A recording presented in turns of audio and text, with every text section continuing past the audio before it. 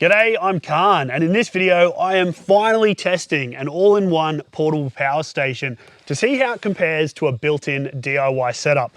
Now, first impressions, it is a whole lot neater and simpler than a DIY system, and considering how much is packed into this, it's a whole lot smaller too. But the real question is, how does it perform? First things first, this video is sponsored by Anker, and they sent me out this Anker SOLIX C2000 Gen 2, but I get to write the script completely myself, and it's up to me how I test it. So much so that when I was looking up details on this, I came across their 800 watt alternator charger. So I went back to them and said, hey, can you send me one of these too? Because without this, I can't actually test it the way that full drivers, campers, or van lifers would actually use this. So if I think this is actually a genuine replacement for a built-in or DIY setup, I'll say so. And if not, then I'll tell you why. So first, if you wanted to compare this to your own DIY or built-in electrical system, you'd need to think about the size. And it's wild because this is about the same size as a standard battery box. Plus, this has a 160 amp hour equivalent of 12 volt lithium. It's got a 2300 watt AC charger, 800 watt solar regulator, and a 2400 watt inverter all built in.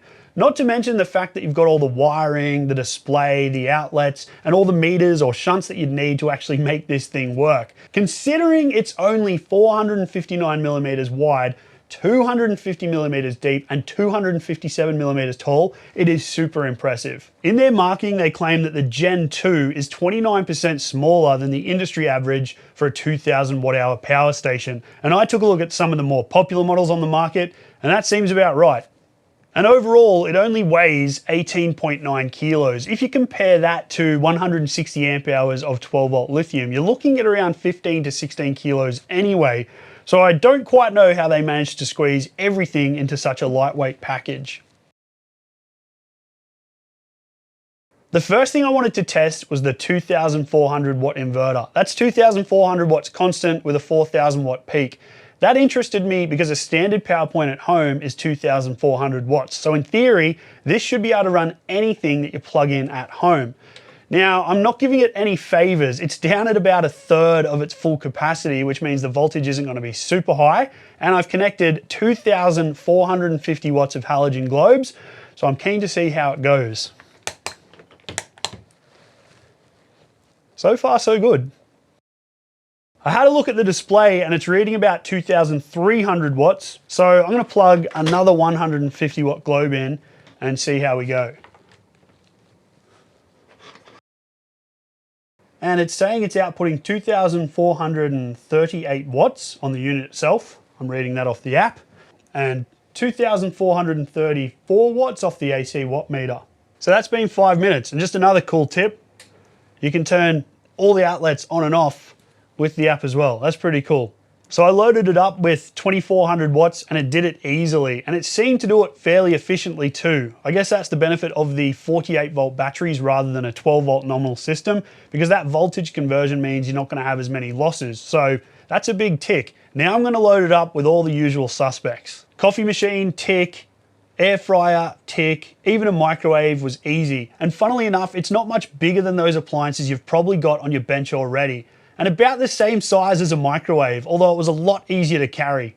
Just last week I was testing a bunch of different inverters, and some of those, when they were turned on but just sitting at idle, were using up to 12 or 13 watts. So another impressive specification for this is that the whole thing uses less than 15 watts when it's on idle. I even tested the inverter by plugging it into the external input of a caravan to see if it'd work and power everything inside. It worked perfectly fine. So this would be a really good way to extend your battery capacity if you wanted to stay off grid for longer, or if you had an older van with an AGM system, you could use this instead of a petrol generator to just get more power to run your fridge or other appliances. Now, having all that power output is great, but on a normal system, that would usually mean super long recharge times. As it turns out, not so much with this. I managed to charge it from about 1% up to 100% in just over an hour. That was using the included AC cord that just plugs straight in and goes to the power point, and it charges at 2,300 watts. By using solar and AC, you can actually charge it even faster at up to 2,600 watts. Now, Anker reckon that this is the world's fastest AC and solar recharge. You can go from 0 to 100% in 58 minutes. But you will need to get an XT60i adapter cable to connect your solar panels if they're fitted with MC4 or Anderson plugs. In terms of charging it in your vehicle while you're driving, it does come with a SIG plug to XT60 that you can use to keep this topped up or as a good backup. But if you do want to properly charge it while you're driving with plenty of power, that's where the optional 800 watt alternator charger comes in. Now, 800 watts is a whole lot of power. It's more than twice what you'd expect from a typical 25 amp DCDC charger. So it'll charge fast with plenty of power, but it's also going to pull a fair bit of current from your vehicle's starter battery. So one thing I really do like is that in the app, you can set up your actual charging power anywhere up to 800 watts, and you can set your voltage cut-in thresholds. So there won't be any worries about overloading your alternator or draining your starter battery when you turn your vehicle off. So I did wire this up and used it to charge at the full 800 watts, and I managed to completely charge this in about 3 hours. Now, 800 watts isn't ideal for everyone. And again, that's where I really like the fact you can adjust the output. The ability to actually change that is going to make this charge at a reasonable rate, but also not overload anything in your vehicle. I couldn't test this because it requires a different cable that plugs into the unit and then into the expansion port on the C2000, but I think it's worth mentioning. These can actually be used for bidirectional charging as well, which means if you're charging from your starter battery to the C2000 Gen 2, you could then also use this to charge your starter battery.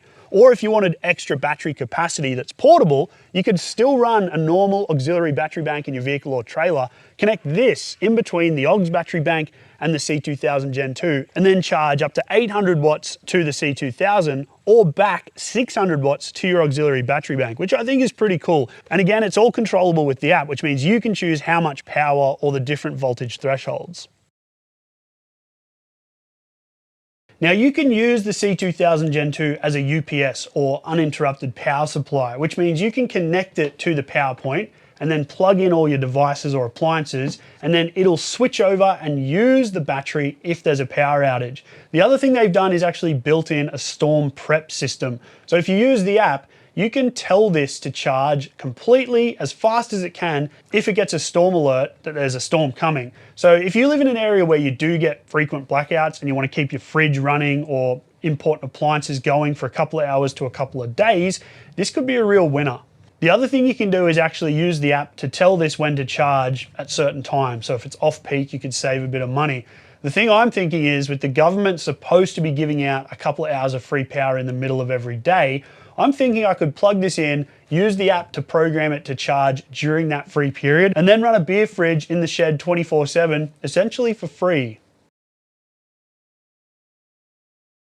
In terms of other outlets, the C2000 Gen 2 does have a SIG socket output here, which means you could run your portable camping fridge for plenty of time. It's got a 15 watt USB-C and a USB-A port, and then two 140 watt USB-C ports. Now, while that's not a whole lot of DC outputs, it's enough, I guess, if you wanted to go for a weekend away somewhere and primarily you're using this for the inverter functions. The other thing is the way that the market's going, USB-C, more and more things are being powered by it these days, so having two 140 watt ports is pretty good. Now, if you're going full-time on the road and you were just using this as it is, would it be enough DC outlets?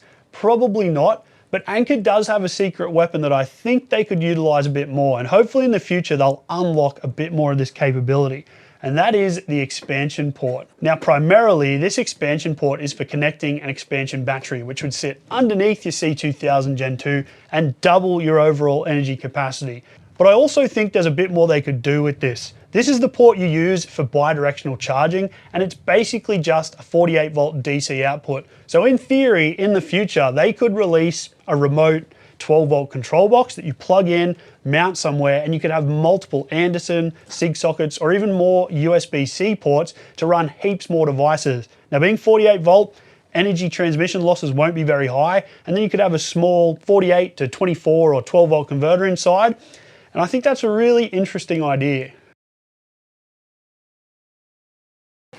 There's a couple other things that I want to say that I would be interested in if I was looking at this product. So number one, yes, it's lithium iron phosphate, so it's nice and safe. And Anker say that this has a 4,000 cycle life when used down to 80% depth of discharge. So even if you drain this down to 20% and recharged it every single day, they'd probably last over 10 years of cycles. And it has a 5-year warranty for peace of mind as well.